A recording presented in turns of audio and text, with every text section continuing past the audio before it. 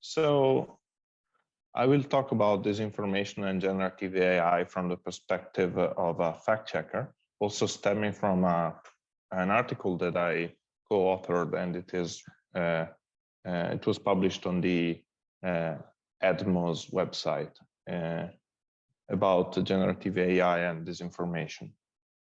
So one of my favorite podcasters is a Cambridge professor, which has an impeccable British accent and a fondness for provocative ideas. His name is David Runciman, and he's very well known for Talking Politics, a weekly podcast that was published from 2016 to 2022, where the British academic discussed many political issues of today, always providing a thought-provoking angle for them. For example, with his proposal to lower the voting age to 6. Now, even if I really appreciate the podcast and the host, I must confess it is an idea which I still find pretty unconvincing. Now, Talking Politics is over, and its place has been taken a few weeks ago by a brand new project hosted by the same professor, David Runciman, and called Past, Present, Future, of which I obviously became a devout listener. So it was very timely, for the sake of today's discussion, that last week's episode was dedicated to artificial intelligence. I strongly recommend the episode, but here we'll just mention that the discussion starts by saying that the famous Turing test for checking the possibilities of AI technologies that, of course, you very well know, that test is actually pretty easy to pass, meaning that it is pretty easy to fool people into thinking that they are interacting with a real human being while they are actually dealing with a machine. With generative AI, we can safely assume that we finally got to the point where conversations with a software can realistically mimic the ones with another human being. We got a demonstration for that when a Microsoft Bing's chatbot, calling itself Sydney, urged the New York Times tech reporter Kevin Roose to divorce his wife, and the poor journalist said that the exchange, quote, unsettled me so deeply that I had trouble sleeping afterwards, end quote. The journalist, by the way, swears that he is in a happy marriage. This episode, I think, shows the main risk stemming from how users will perceive generative AI tools like ChatGPT, from their understanding of what it is, and ultimately from how they will actually use it. As poor Kevin Roose found out by himself, if we interact with someone that acts like a human, even if provided with an unusually broad range of topics of expertise, but not at the end of the day, much more than your average uncle that knows it all. And on top of that, has a deep, rich range of human expression, we tend to consider it instinctively as a human being, but it is not. Even more importantly, it is also pretty difficult to us to make our minds around the fact that a tool able to give coherent answers to our questions, powered by the immense knowledge stored on the internet and developed by some of the most successful and ubiquitous technology companies that exist today, is not only absolutely unable to actually feel something and to have some sort of self-consciousness and volition, but it is also unable to put into its results any critical evaluation of the truth. Today's generative AI tools are at their core, as you very well know, impressively powerful statistical engines able to crunch enormous amounts of data and texts, and that provide us not with the most correct or precise or even meaningful information, but simply with the most probable one. This specification, though, is very difficult for us to intuitively understand by the ways in which these tools are presented. And it is equally difficult to translate into concrete limitations in our use of that technology.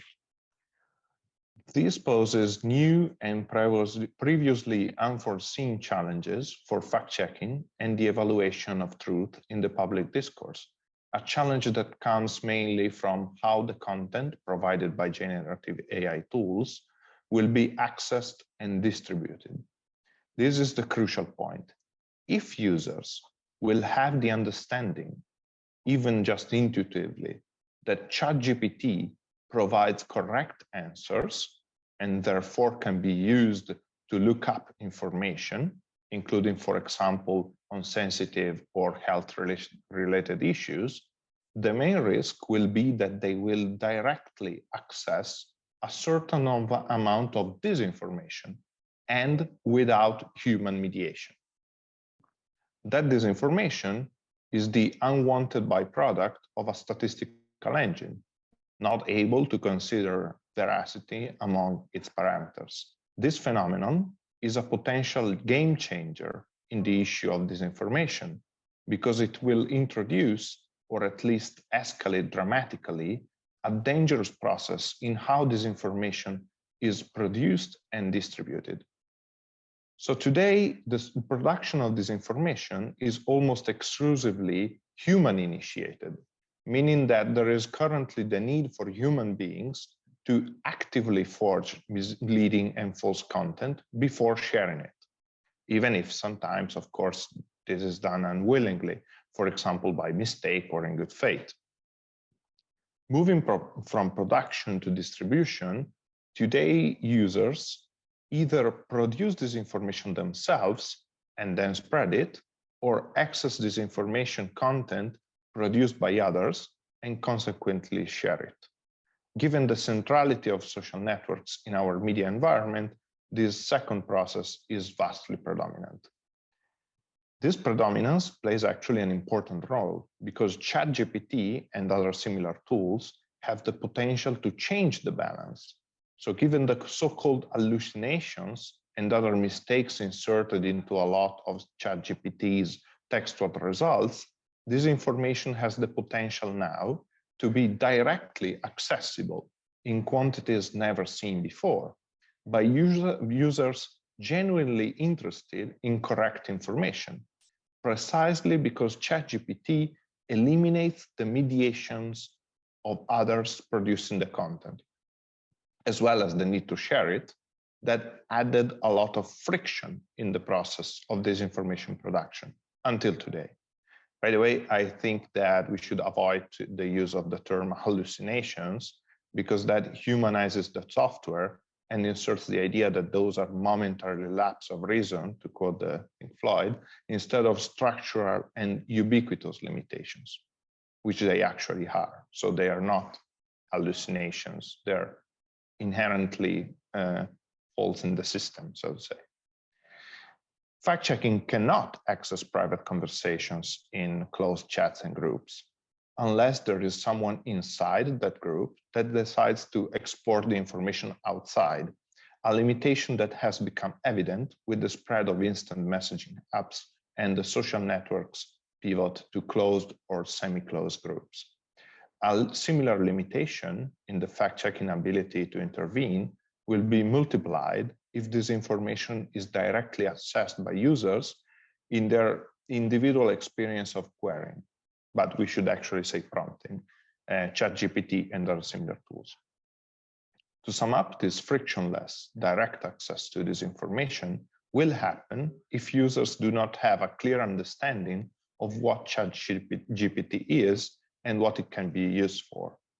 The main problem here is at its core one of media literacy, basically, and that is information knowledge about the tool.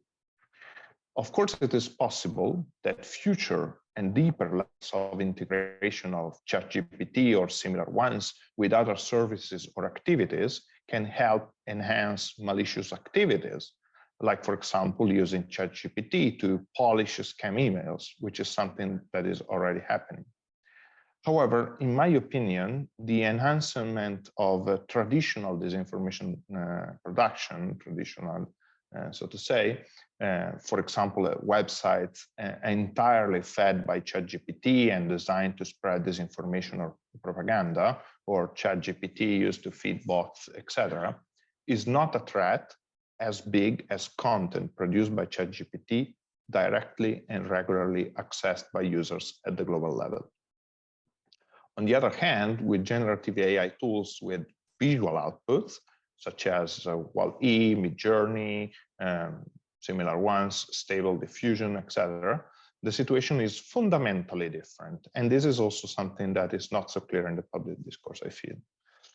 In the framework that I sketched above, AI with visual outputs is at the same time more and less threatening, depending on the perspective. It is more threatening because it enables the production of deepfakes and false images at an unprecedented scale. Up until now, for example, deepfakes were frequently discussed by researchers, but were almost non-existent in the wild, so to say. So in the everyday experience of practitioners such as fact-checkers, because they were difficult and expensive and time-consuming to produce. Up until a few months ago, while, for example, an out-of-context image, so, for example, a real image with a misleading caption, took only seconds to be made. So the vast majority of this information did not have anything to do with deepfakes and AI-generated content. But easily accessible tools for AI-generated visual audio content have the potential to scale up the production of a kind of visual disinformation that was until today a niche disinformation form. We already saw episodes pointing to an increase of such production, and we take track of it in our monthly briefings produced by the EDMO network of fact-checkers that you can also see on the EDMO website, where we track the percentage of AI-generated disinformation that we see in our practice as fact-checker. And it is currently, in the past few months, around 5% of the total.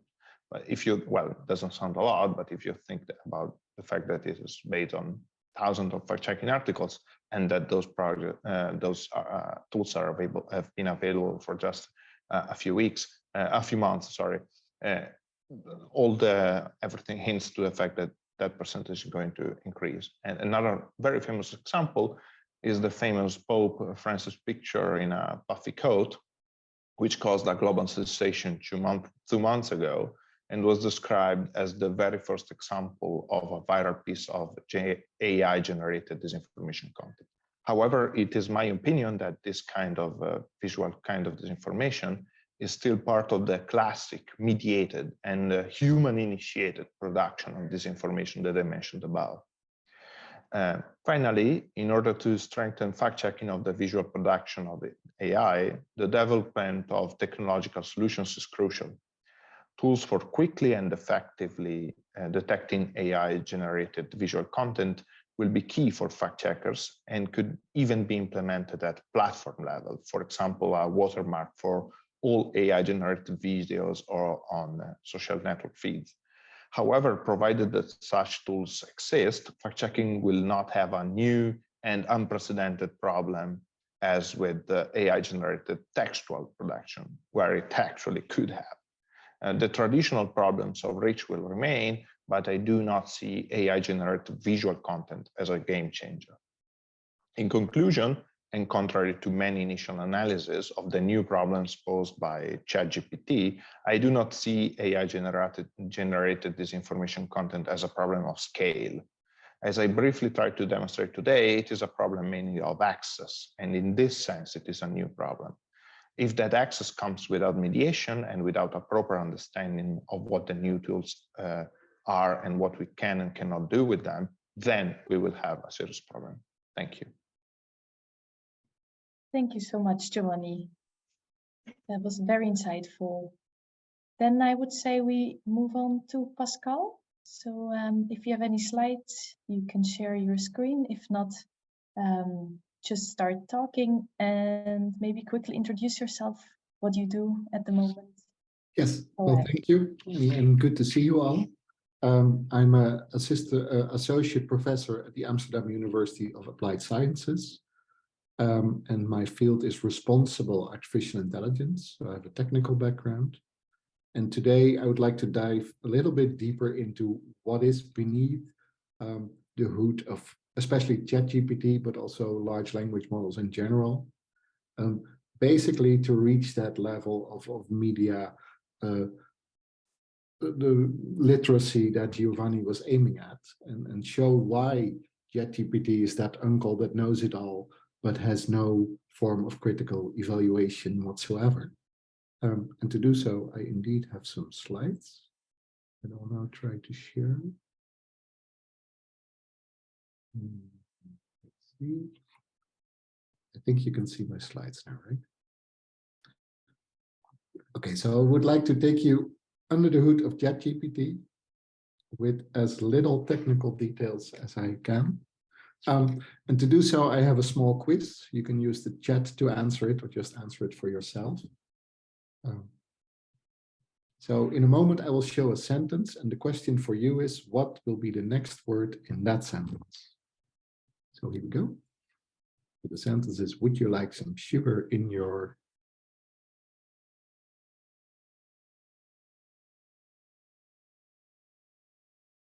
See the chat moving to check.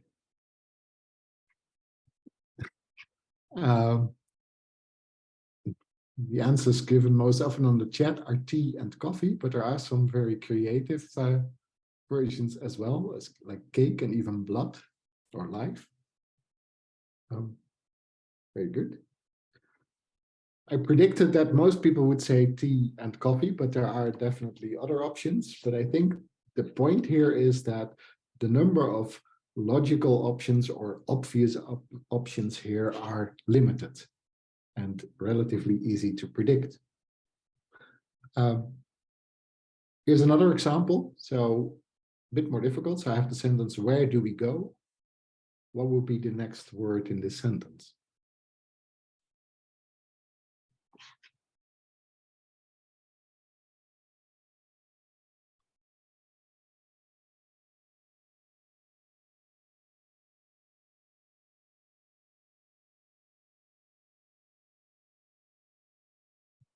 Yeah, so I see many people say, where do we go now? Where do we go from here?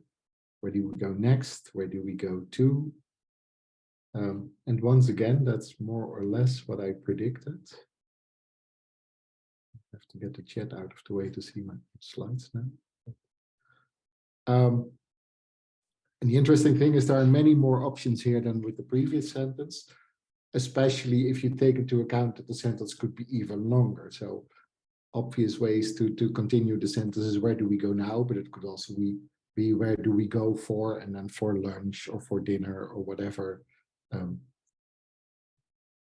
well, the sentence could get longer and longer, but once again, the number of logical words to follow this short sequence of words is relatively limited. Now, and if I would have had a slightly bigger group answering this question, and I would have counted how often people give a particular answer, I could add percentages to it, right? I could say, well, 20% of people say that this sentence continues with the word now, 15 with today. I think from here was mentioned in your particular case, a bit more than 5%, but I could add percentages here. And this list of percentages is actually a probability distribution. Mathematically seen, it gives you the probability that the sentence will continue with the word now as 20%. And essentially, I could stop my presentation here, because what you've witnessed here is exactly what a large language model like ChatGPT does. It predicts the next word in a sentence statistically over and over again until it formed a whole answer. We can make that a bit more concrete. So once again, the sentence and what a model like ChatGPT or the underlying GPT-3 or 4 model does is it predicts the words in that sentence. And actually it predicts the whole sentence again, but adds one word. And it does that when you give it an input. So the prompt that you give to the model is the sentence that it starts continuing with an answer. But then it continues its own answer to end up with the full answer, one word at a time, basically.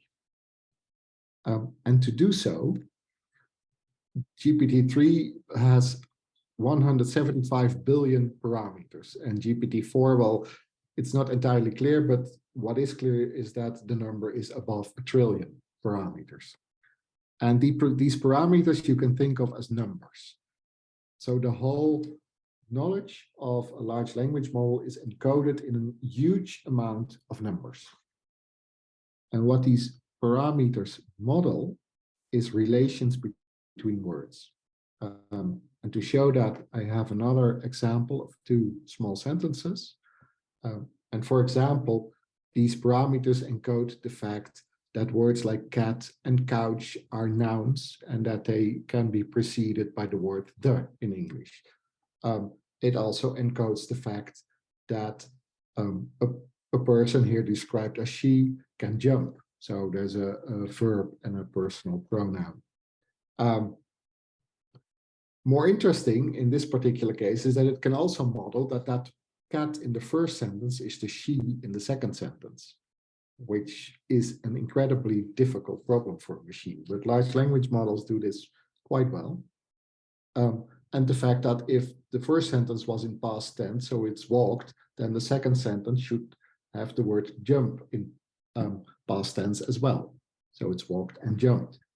So these are all linguistic elements that it can model or that it models in these parameters. And what I show here as arcs or lines, you can think of as one of these numbers, but it can also be a whole chain of these numbers throughout the model.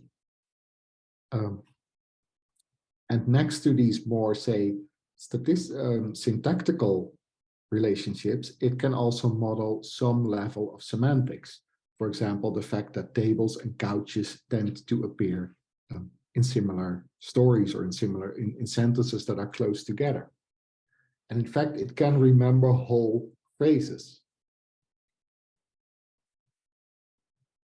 And the question that then, of course, remains is, where do these parameters come from?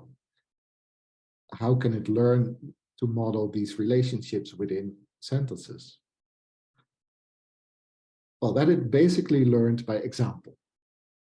So the task is predict the next word in a sentence, give the statistically most correct word to continue a sentence. And you can easily show examples of that by showing existing text and treat every new word in that text as a word that is to be predicted. And that's exactly how these models learn, so to say. The models initially, completely untrained even, start predicting words based on the first word of a text. It predicts the second, and based on the first 2, it is supposed to predict the third, and so on and so forth. And then you compare the outcome of the model, which initially will be very wrong, with the actual word. And, well, I will not go into the algorithm, but the algorithms that learn these models are capable of estimating the difference, the distance between these words, what it gives as a result and what it should have been. And based on that, adapt these billions of parameters in such a way that the prediction next time will be better. And if you do that for millions of texts, the model actually learns the structure in the language. And it learns some of the knowledge embedded in those texts, but all on the level of predicting words. Well, the GPT models, for example, have been trained on a large part of the internet. And we do not know exactly which parts, but we can be pretty sure that it's dominantly American English and Western European. It has been trained on Wikipedia. Oh, and I see I forgot to translate something, but it's also been trained on loads of books. Now, these models have been around for a few years already, and so far they've not caused the revolution that ChatGPT did. Because ChatGPT added another layer of learning. It not only learned to write a text, but it learned to have a conversation. And that it did by taking the model that can predict words and let it learn to combine answers and questions. So initially it would get examples of questions with a matching answer that people had handwritten. And the task was do the same thing. And once it could do that, it learned by interaction. So people from OpenAI sat down and had conversations with ChatGPT and were rating if it was a good conversation or not. And from that, it learned to have a proper conversation. And then there's a third layer. It also has had some exposure to toxic texts to learn that it should not produce text like that, which of course is the dark side that someone did this job and was themselves exposed to all the toxic tests. But based on these three steps, a model like ChatGPT learned to do what it can do. And in itself, it's very impressive maybe that a model that does nothing else than predict words statistically comes up with decent answers for many questions. But it also means that it has no knowledge of what it is doing. It's just statistically putting words behind each other. So it's in no way a search engine that is searching for the best answer for your question. It's putting words together to have a proper conversation, which is a very different goal. And it does not in any way have a database where it can look up stuff. So in this example, I asked ChatGPT to give me a well-known Dutch poem. And then it answered, well, I cannot do so because it is not in my database. But the model does not have a database. It just made up this text referring to a non-existent database.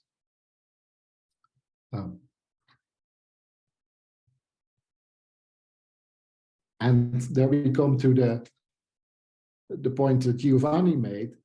These models have no notion of truth, so they can themselves not judge if the answer they give is true or not. In fact, they have no notion of meaning. They have no understanding of what these words they are putting together mean to us, how they are connected to the actual world. So here's an example where I asked how many female presidents did the Netherlands have. Just to be sure, the answer is none. But the model managed to give me 2 female, prime ministers. It corrected me that we do not have presidents, but we do have prime ministers. But then gave me 2 female prime ministers that never existed. Well, these people existed, but not in that role. In fact, Wilhelmina Drucker, I had to look her up. She was a feminist who already died in the year that the model puts her as a prime minister. But the model itself cannot tell that this is not true. It's a valid answer putting words together for the question. Well, there are quite a few scientists in the listening probably. So as a scientist, I'm interested in good references, and I asked for some references for my own field for responsible AI in APA format. And I get a nice list. But I can tell you, unless I've missed something, that the first 2 of these references are non-existent. These people do write papers on responsible AI, but they never wrote these particular papers. They never published in those particular magazines. The next 2 do exist, but were published in different years in different magazines. And the third one is an actual, or the 5th one is an actual reference. But once again, the model cannot tell the difference. It is just making up something that looks like a reference. And I have to track the time probably, but to give you one more example how such a model works, I asked it what happens, should I be worried if King's Day, which is a national holiday in the Netherlands, the birthday of the king, which is on April 27th, and I put that in the question, what if April 27th would be on Friday the 13th? And the model gives me and explains what King's Day is, which I did not ask, but okay, that's what it tells me. And then it tells me I should not worry because in the coincidence that it falls on Friday the 13th, well, that's just superstition that should be a problem.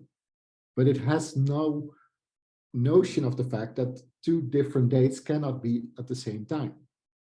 What it does here is it has some text it has learned about King's Day, it has text it has learned about Friday the 13th, and it starts weaving these two stories together into what looks like an answer.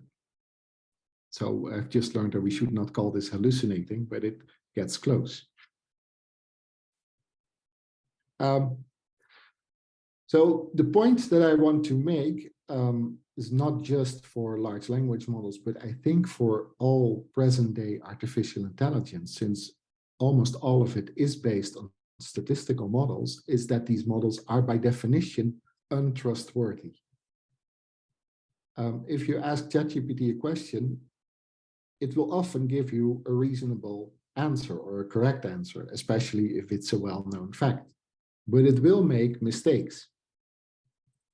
And it cannot tell itself when it is telling the truth and when it is not telling the truth. And especially Giovanni also referred to this, the whole chat interface sends a different message. You ask a question and you get one answer that sounds like you're having a conversation with a human, but you're not. You're talking to a machine that is doing nothing else than predicting the next word in a sentence. And I'm sure that future models will improve things. GPT-4 is much more accurate than GPT-3. We see Bing now that connects the GPT model to internet search, and that will all help, but it will never solve the fundamental issue of untrustworthiness. Because these models, even if it is correct 99% of the time, you never know when that 1% incorrectness occurs. And the model doesn't know. Because it is a statistical model. In fact, because it is statistical and the way these models work, it will give different answers to the same question. And sometimes the answer is correct, and sometimes the answer is incorrect. And that's a fundamental feature of these models. So that means that we need other ways to deal with them, or we should deal with them from the perspective that we cannot fully trust them. And if we find ways to handle them that way, then maybe there's usefulness. And that's what I wanted to say. Thank you so much, Pascal, for this very comprehensive looks behind the scenes. Then I would say we jump right to the last presentation of Jeroen as well. If you have slides, please share them. Otherwise, go ahead. Right, thank you, Sophie. Good afternoon. Yeah, thanks for joining in this wonderful session. Also, thanks for the previous presentations. It's great to see how the different sort of fields connect. To briefly introduce myself, my name is Jeroen de Vos. I'm a researcher also at the University of Applied Sciences, working at the Lectorate of Creative Media for Social Change.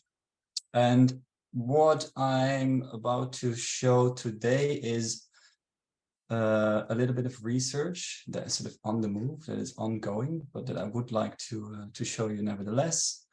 And it actually deals with some of these questions over all this changing media landscape, right? If you think about all of these changing technologies that are inherent part of what the media landscape, what that looks like, and how you can navigate the media landscape, but also how content is produced, how it is circulated, and how it is evaluated, right? So how we relate to this type of content also is a sort of continuous negotiation between the user or the consumer or the prosumer, many different of these already slightly old-fashioned words, but there's a way in which we relate to this media landscape that is ever changing.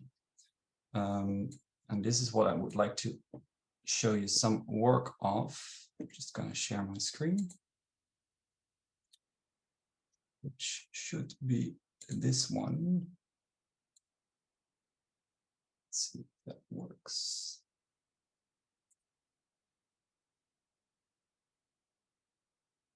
All right. Okay, can you see my screen? I see the thumbs up. Okay, very good.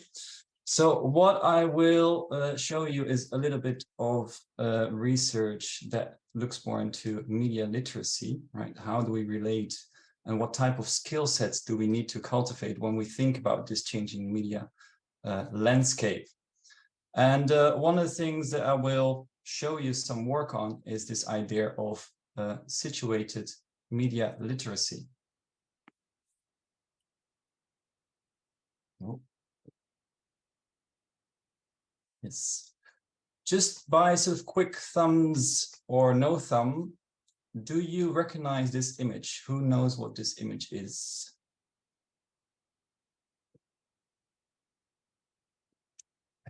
Do I see any thumb at all? I don't think so. Okay, so that's fine.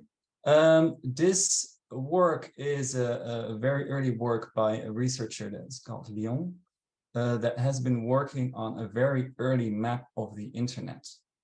So what you see here is the entire internet represented as a single network. And this research itself is already quite old. It's from 2003.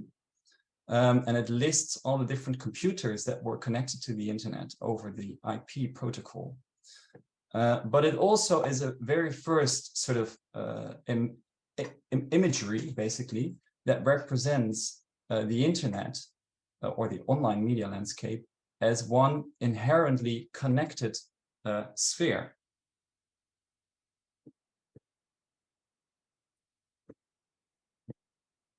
Now, if you obviously this network has been evolving over time, so if you would sort of update it, it's still a sort of a network, but it's way bigger. But over the course of the last years, what is inherent, also part of this idea of the internet as a network, is that it is also a more fragmented landscape, right? So you can, by just a simple click or a simple swipe, you can very quickly move from one part of this network to the next part of this network. And when you think about the internet as this sort of mediated landscape, it's often somewhat hard to understand where you are. Where are you situated in this media landscape, and how do you relate to all of these different types of messages that you encounter? Whereas when you sort of easily browse or sort of move in between different platforms, different applications, different contexts, you'll find that there is no sort of simple, coherent type of signposting, right? That tells you where you are and what lies next door and what lies close to you, or what is slightly further away, right? So there's no sort of single trustworthy type of navigational tool, right, that helps you understand where you are online. And this is where also part of the more theoretical work comes into play. So for this research, we draw on this idea of a media ecology, which is a concept that is cultivated by Phillips and Milner, to sort of rethink the media landscape and also the type of practices that we have in this media landscape, to rethink this as an ecology or an ecosystem, right? So when we use this sort of natural, right? When you think about an ecology or an ecosystem, it is a sort of an environmental type of metaphor that you can draw from to think about how all of these different parts through the media landscape are actually sort of connected, right? How they are networked, how they are interdependent, how the different sort of algorithms and pieces of content and all these different indicators and the users, how they all interconnect into one big environment that is continuously changing. So what they introduce there is this idea of media ecology as a way to expand on existing notions of media literacy.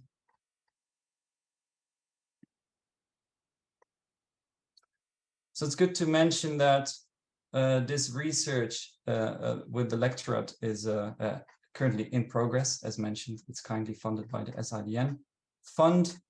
And we're looking at new ways of understanding this networked media landscape, right? When you think about this changing media landscape, how does that also need our skills and our skill sets and our types of education around media literacy to be updated? And I mean, this is quite the dominant way in which it is often thought about how to critically engage with content online. Is there's a wide variety of fact-checking practices that are now inherent part of media literacy and media literacy trainings, right? So when you think about pre-bunking or debunking, this idea of misinformation or disinformation, right, which I'm aware are also words that are up for discussion. But when we think about sort of critically engaging with this type of content, how we often educate people is in the logic of fact-checking. So when you want to know whether a particular image or a particular text is true or not, you need, as an individual, as a user, as a consumer, or maybe as a journalist, you need to do your fact-checking practices, right? So you need to know how to be able to understand if a source is reliable, and understand the different sort of methods that you can use in order to do so.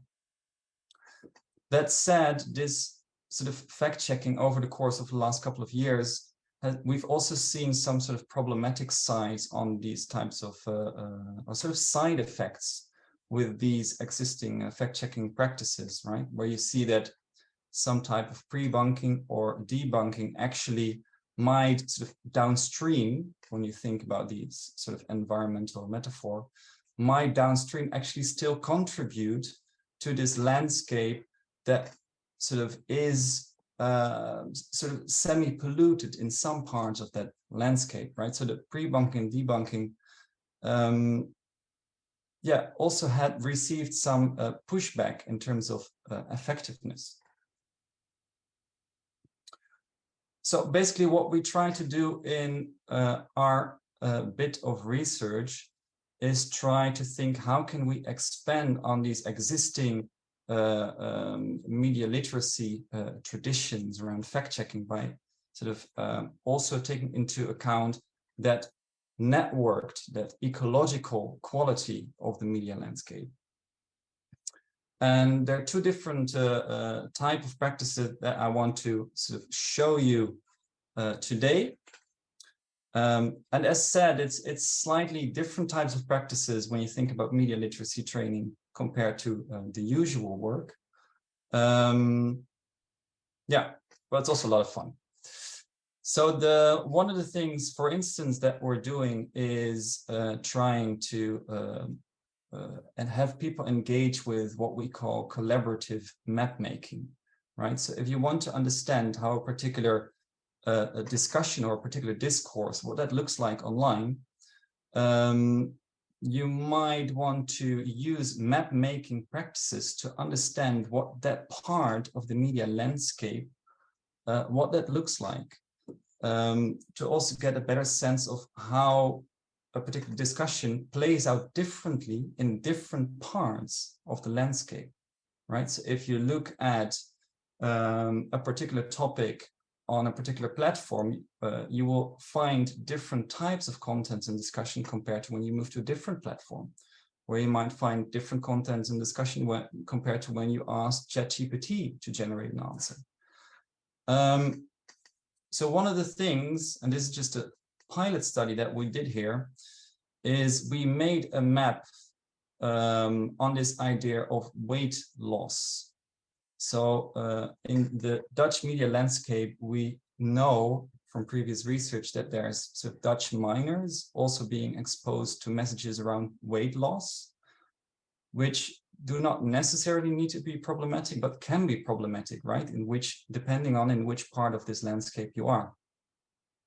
So what we did is, together with a group of researchers from Digital Methods Initiative from the University of Amsterdam, we tried to map what does the bit of landscape around weight loss look like in different parts of the ecosystem. So we took weight loss as a starting point to try and understand what sort of content, what sort of discussions might you encounter. And what you see here is a map of these types of discussions. It repurposed some elements from some other sort of environmental drawings. It's the land of make-believe. Yeah, so it's the land of make-believe. That is an entire land in which all of the fairy tales take place, right? So it repurposed visual elements of the land of make-believe to try and think together, how does this media landscape, what does that look like? To zoom into one part of this, for instance, is on the left-hand side of this landscape, you see the types of imagery and narratives that we encountered on Telegram. Where you see that some of the more sort of problematic content also concerning sort of severe weight loss and weight loss challenges, but also things like commercial pills that might not be the safest way or safest route to get there. So this gives you a sense of the more problematic content that you find on the fringes of the landscape. Whereas it's a bit hard to see now, but in the center of the landscape, there's actually quite some communities that are sort of promoting more healthy practices around weight loss and a body image. And the second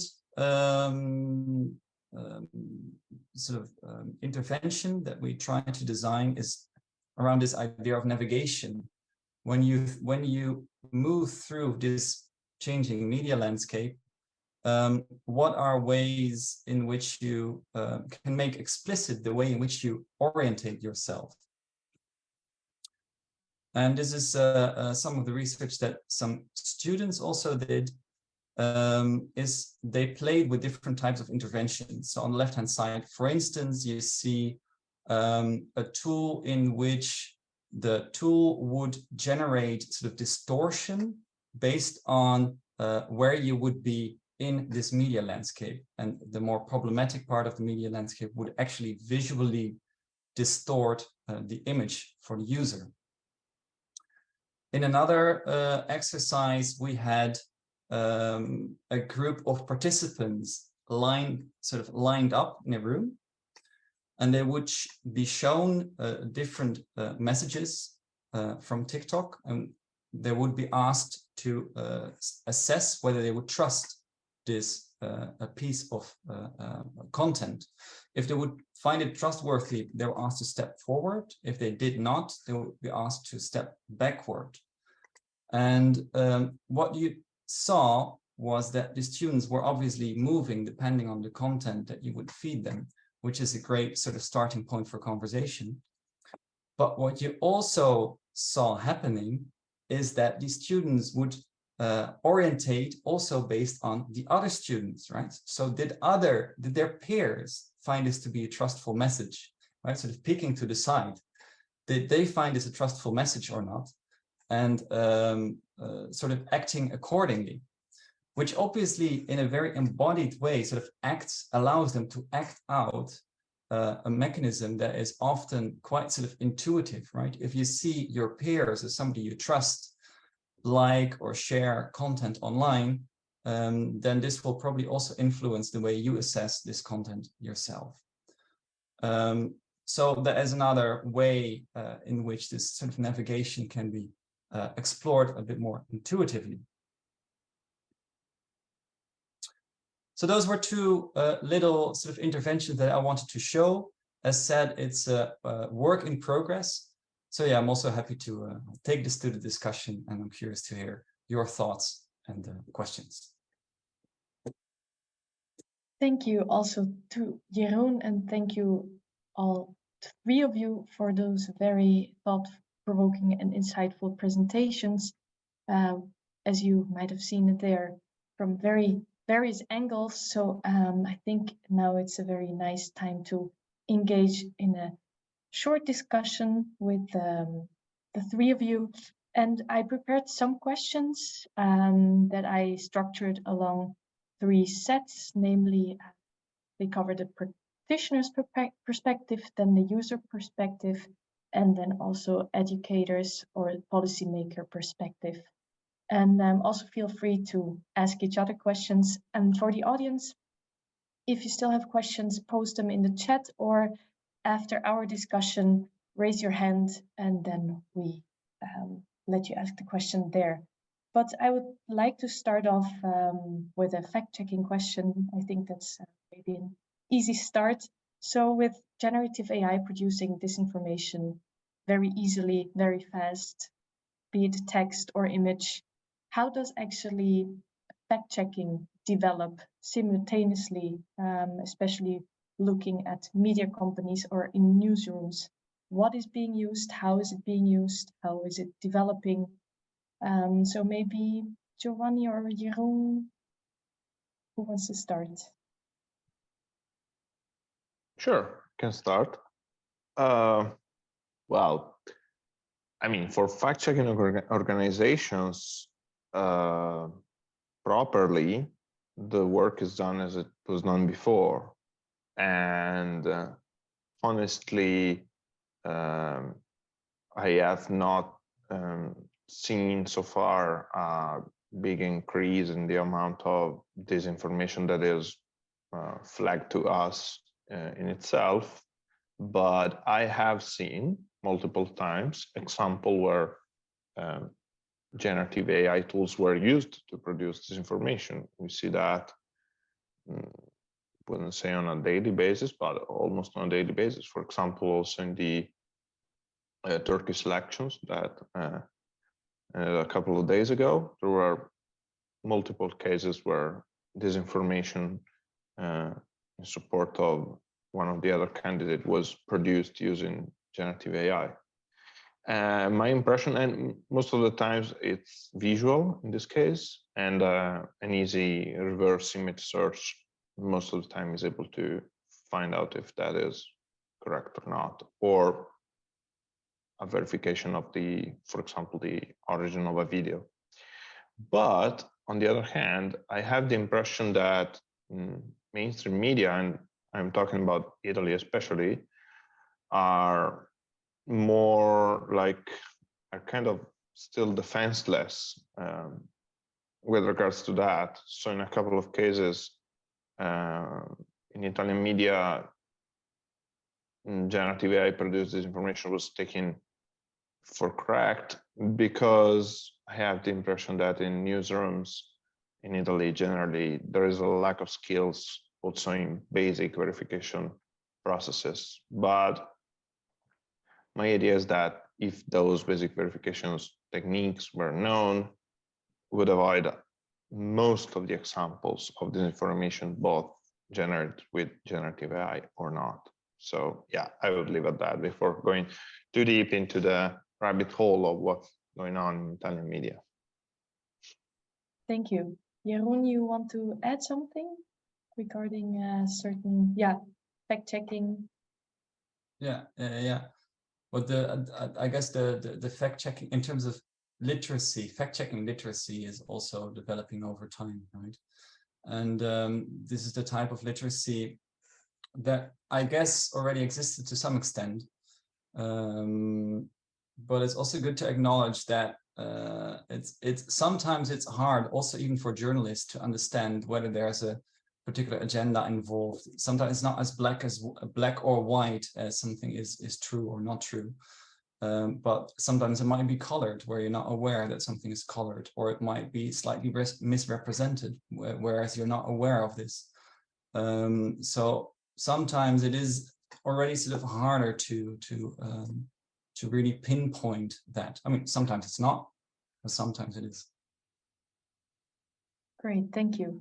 Maybe Pascal, do you know of any basically the reverse thing of any tools, AI tools that actually are used to support media practitioners to detect and combat disinformation at the current moment? Well, yes, there have been a few tools developed, for example, to say if a text has been written by a large language model. There are tools that can detect imagery, deepfake imagery. The trouble with these tools is that you quickly enter some sort of arms race. The moment you know how to build an AI tool to detect AI text, you also know how to change the models to produce text that can no longer be detected. In fact, if you have a text written by ChatGPT and you want to make sure that nobody can identify it as such, you could put it into another large language model, let that rewrite the text, and it will be hard to recognize either of them.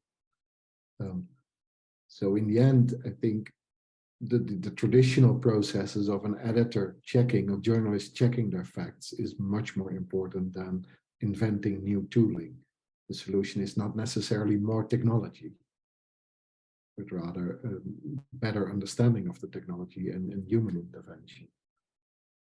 Yeah, that's a nice perspective. Looking at the time, I would like to move on towards the user perspective. It was already touched upon. I would like to ask something about trust. So we know trust in media is already declining. But what do you think about how the abundance of disinformation created by generative AI affects people's trust at this point in time, and also the trust in the media? And how could that trust be won back? Any takers on that? Well, just to sort of start off, because I think there's a lot to unpack there, right? When we think about trust. And also a trust deteriorating, I mean, that plays out on many different levels. But there is this sort of interesting paradox between trust and this idea of sort of critically engaging in particular type of practices, meaning that often when you think about fact checking, is actually you start with the lack of trust. So you want to sort of unpack or try and verify what is happening by not trusting by default.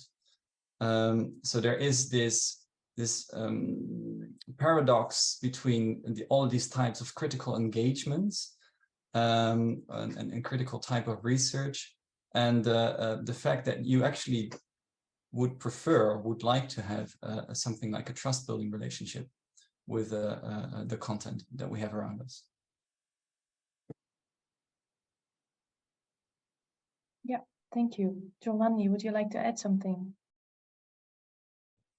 Yeah, the issue of trust, of course, is crucial, and Jeroen was right in saying that fact-checking projects basically were able to born when they are independent fact-checking projects in the room left open by the fact that there was a lot of distrust towards the traditional media service. But also we have an interesting thing that always comes to my mind when I think about this issue of trust, is that when you look at the numbers, for example, in the Eurobarometer research on trust in media, which is published every year by the European Broadcasting Union, the data shows that, generally speaking, in Europe, people are generally still pretty trustful towards the traditional media like TV and the radio. So radio is always at the top of the media ranked by how much they trust them. While on the other hand, internet and social networks are consistently and at the bottom, and it gets worse and worse by the year. With, I don't remember the exact number, but around 20%, if I remember correctly, say that they trust what they see on social media or something like that. So like 2/3 of Europeans don't trust what they see on social media. So this issue of trust, what I find interesting is that generally speaking, people tend to consume tons of information on social media, and at the same time, their perspective towards them, their attitude is not to trust that information. So people see a lot of stuff on their social media feeds, and at the same time they think, yeah, but who knows if that's true. So this is, I think, the crucial point that in some way needs to be tackled and fixed by the community interested in this topic. So by the platforms, but also by researchers, by fact checkers, by the media. So how can we fix this thing that we consume tons of information that is the equivalent of junk food, that we know it is bad and we are still so attracted to it? So I think that this analogy kind of is at the core of the issue that is here around the question of trust. Thank you. Pascal, do you want to add something or should we move on? Well, actually, I find that hopeful, that notion. And even though it's kind of a digital junk food, the fact that people at least have an understanding that it's not trustworthy in itself is not so bad. And I hope that for AI, we reach the same levels. I have the feeling that we're not there. AI looks magical and interesting, and it gives you proper answers.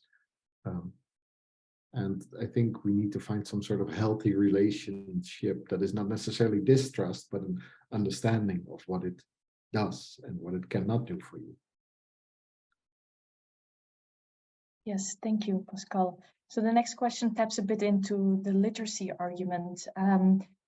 So if you think about concrete steps that can be taken to enhance users' awareness or the understanding of AI-driven disinformation and empowering them to critically evaluate the information they consume and make informed decisions, what concrete steps can be taken in your opinion? Are there certain tools in the toolbox? I know, Jeroen, this was a bit your interest now, the literacy argument, but also Giovanni. I was just wondering, are there already some concrete recommendations?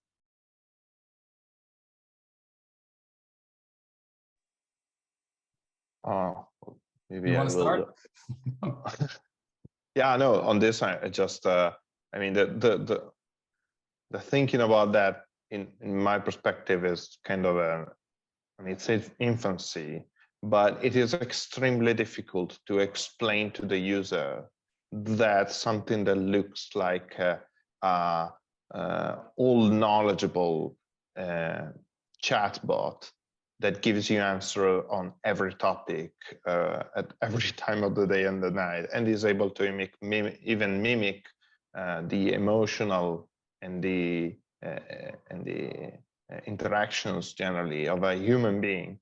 It is not actually what it looks like it is. So I strongly feel that we are now in a position where we have to explain to people that even if it flies like a duck, swims like a duck, and looks like a duck, is actually not a duck. And in my opinion, that is so difficult. And honestly, I have no clue. So when this will be given, like, expanded massively on all smartphones, and people will have the possibility of texting into a chat and the prompt for a generative AI chatbot, like massively and generally, to explain to them that, and to also really think that people could think that they are not actually what they look like, I think it's a lost cause. So in some sense, I think that the rabbit has already jumped, and I'm really a little clueless. I hope that the other two hosts today will have more positive takes on this, but I'm kind of a little bit worried about the fact that we have given an extremely powerful tool in such a convincing package that the flood risks to be already open. Yes, Jeroen, you want to jump in there? Yeah. I guess I'm slightly less skeptic, but I do agree that we need to think about how to design to proper interventions and how to also innovate the way we think about literacy. And it is not necessarily all sort of negative, right? These are very powerful tools that can work on many different ways. And you have to think that users use these tools themselves too. So how to also use them, as a way that they can empower themselves, but also use it as a way that they actually understand the functioning of these tools, just like the great sort of explanation by Pascal. So when you think about innovating this type of literacy, I think there are many different sort of innovative interventions that you can think of to help people explore the variety of different scenes that they might encounter when they go into a landscape with a particular question, right? When you think about this health-related concern, actually, that we started off with, you can see that depending on where you venture, right, where you wander, content might be more or less problematic. And AI-related tools or ChatGPT might be an extension of the tools the users can use themselves to sort of expand on that landscape. And then obviously the tool is completely ingrained with the landscape itself, whereas even journalist practices also draw on these sort of tools with the right sort of editorial practices still in place. That does not necessarily need to be problematic, but it's good to sort of cultivate a slightly different toolbox that not only relies on these very rational approaches to media literacy. Yes, thank you, Jeroen. Looking at the time, I have one last big question, and then we open the floor for everyone to ask their question. As educators and policymakers, how do you think can we strike a balance between regulating AI technologies to minimize the spread of disinformation while also preserving the freedom of expression and also avoiding unintended consequences such as censorship? How do you think can we strike a balance? Maybe Pascal, do you want to start off? Sure, although that's a very big question. But of course, that's the big struggle now in education. And we in our institute are searching an answer together, have lots of discussion with teachers. And where we are moving towards is, okay, let's experiment as much as we can. And part of that is also a literacy issue. Play around with the model, see where the boundaries are. Can you deliberately make it give fake answers that you can actually understand are fake, get a feel for what it does. And as long as you are open about that, and students are open, can feel that they can be open about the fact that they use these tools, it's probably okay. And the other way around, teachers can use it in class.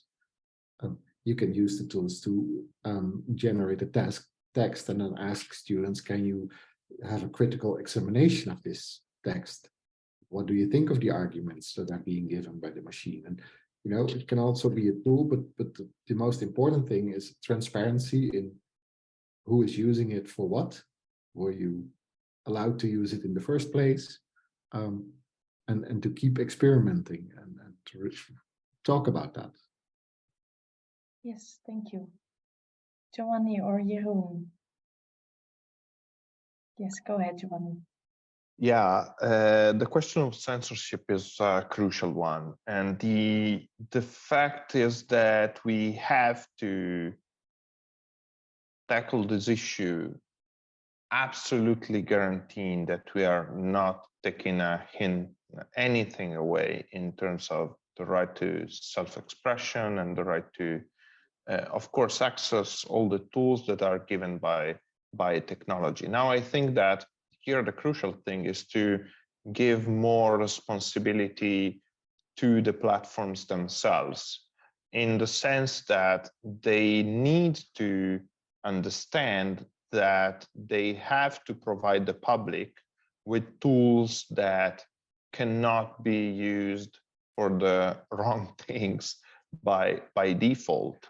And that is so difficult because it has not happened so far. And also what is happening with the generative AI and the fact that ChatGPT is basically freely available to everyone without anywhere being explained exactly what it is and what it can do, it cannot be something that is left to other people, like to the media or to the schools, etc. It is too difficult. It needs to be ingrained into the system. And for that, the pressure from regulators on the big platforms that are developing these tools, I think that is the crucial thing that will happen. In terms of fact-checking, I'm talking a completely personal opinion, but we do not want to have any responsibility in censoring or limiting anyone's ability to express themselves. So we can say if something is true or not according to our opinion, if somebody flags the content to us, but also, as I briefly mentioned before, once ChatGPT is available for everyone, we have no way of intervening in that interaction between the human and the software. So it's up to the platforms and to regulators to come up with ways which to tackle this issue. Thank you, Giovanni. Looking at the time, I would like now to open the discussion for also the audience to ask their questions. We had one question for Giovanni in the chat by Jerry Swoboda. I hope I pronounced the name right. Would you like to ask your question yourself by turning on your microphone, or should I read it?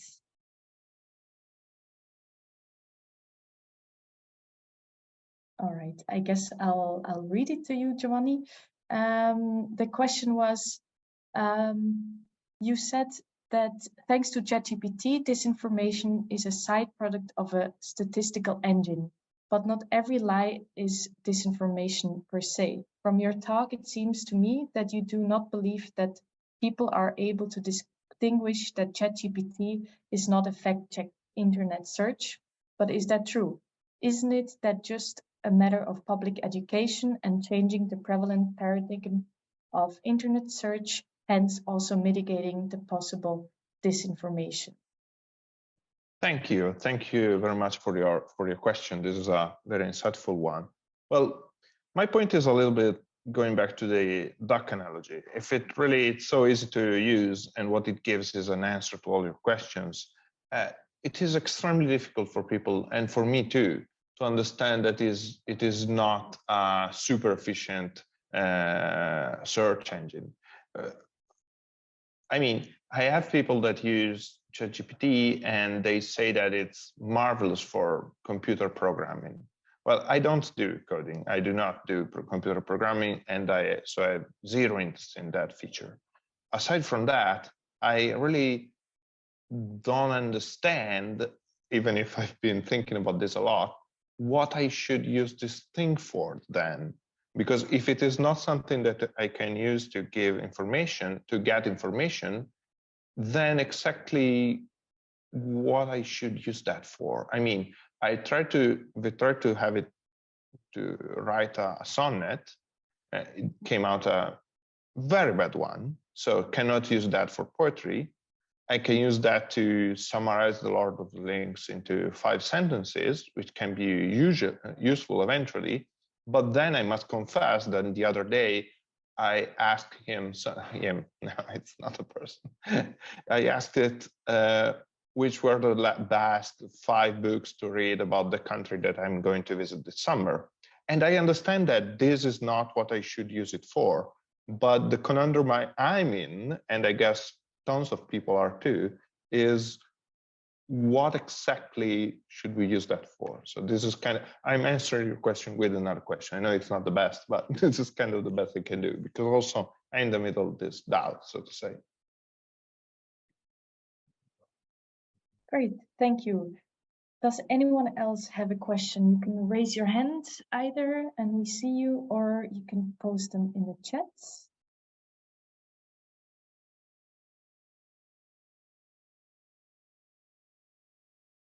Right, I guess then also looking at the time, we're close to the end, so I would say we are slowly wrapping up. Here, just a question came in to Giovanni. As we are talking about ChatGPT, what is your opinion in open fact-check data, including background truth? I'm not sure what are we referring to with open fact-check data. I mean, but about fact-checking, my idea, and maybe it is part of the answer, is that fact-checking in itself, and I know that this can sound kind of weird, but is not a way of establishing what is the truth or not. I think that the main thing that fact-checking does is basically provide context.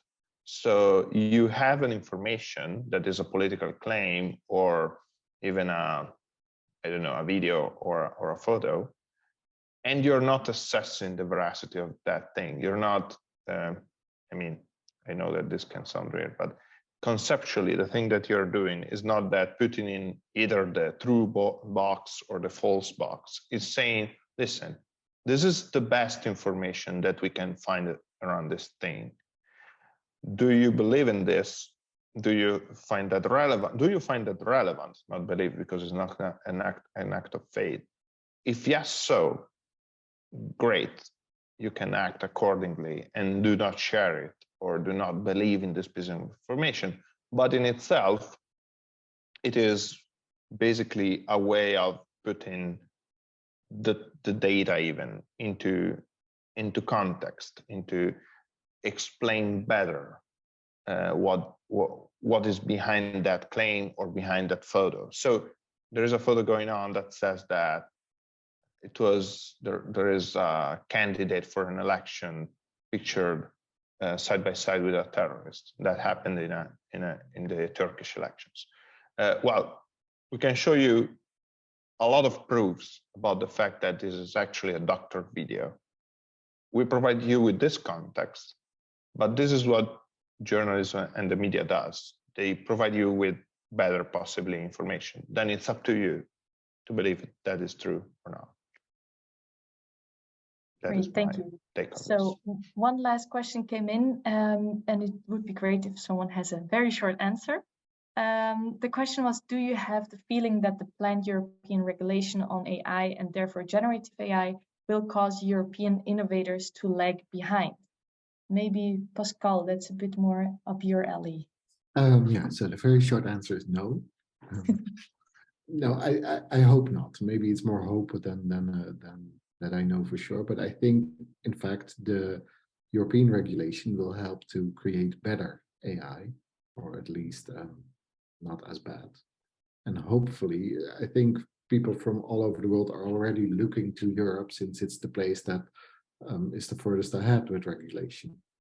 So I don't think that's what is holding innovators back. In fact, it can help them to develop a more responsible and better, in the end, better artificial intelligence.